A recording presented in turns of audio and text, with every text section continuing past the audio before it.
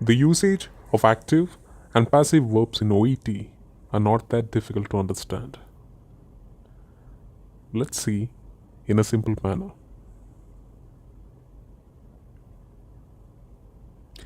A physiotherapist examined Mrs. Cooper.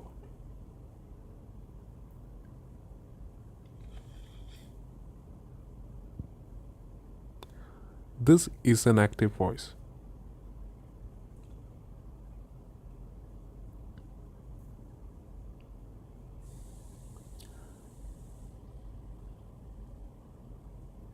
Now let's make it passive.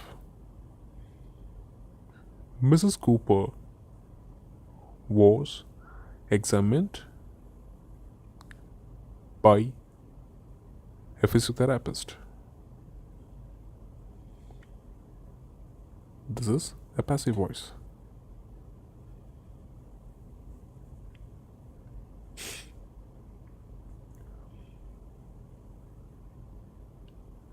In the first sentence, we have the subject, a physiotherapist, who did the action, while Mrs. Cooper is the object on whom the action was performed.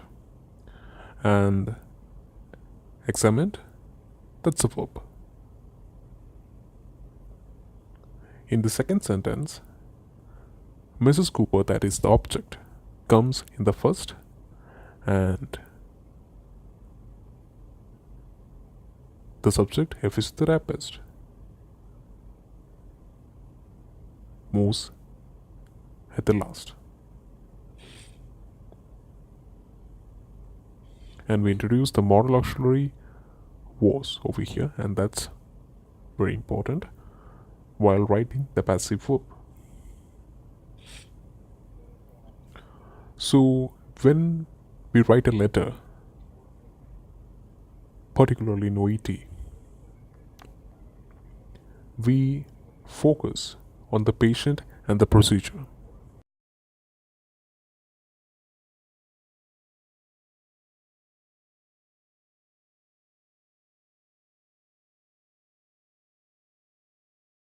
However, we discuss the nursing management and the events during hospitalization.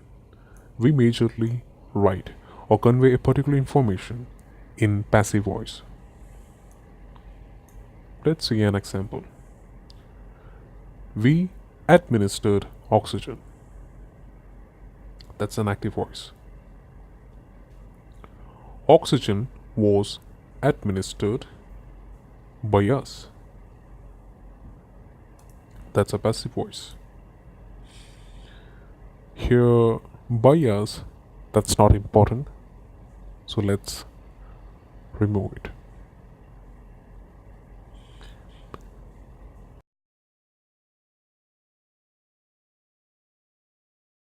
Intravenous fluids were commenced.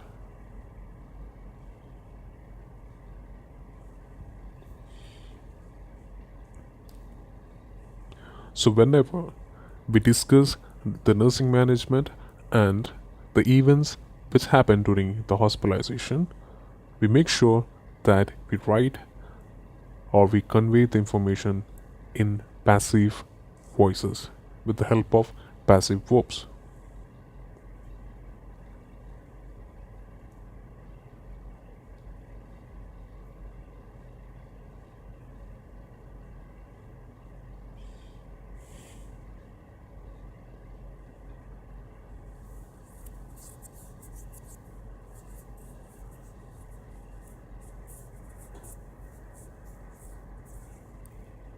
So while writing nursing management and events during hospitalization,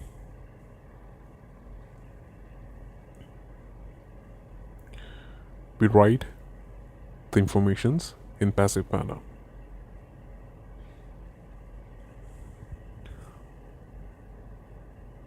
And to summarize, let me tell you, we focus on the patient and the procedures.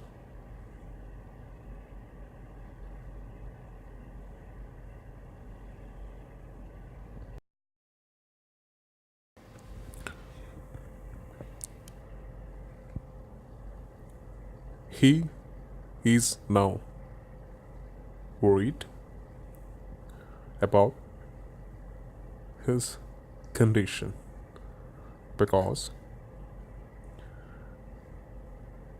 he is overweight, lacks exercise, and smokes regularly.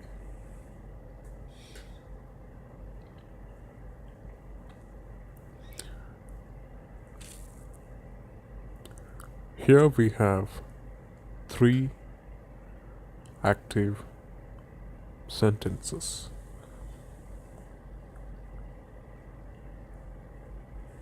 He is overweight, lacks exercise, smokes, just good, smokes regularly.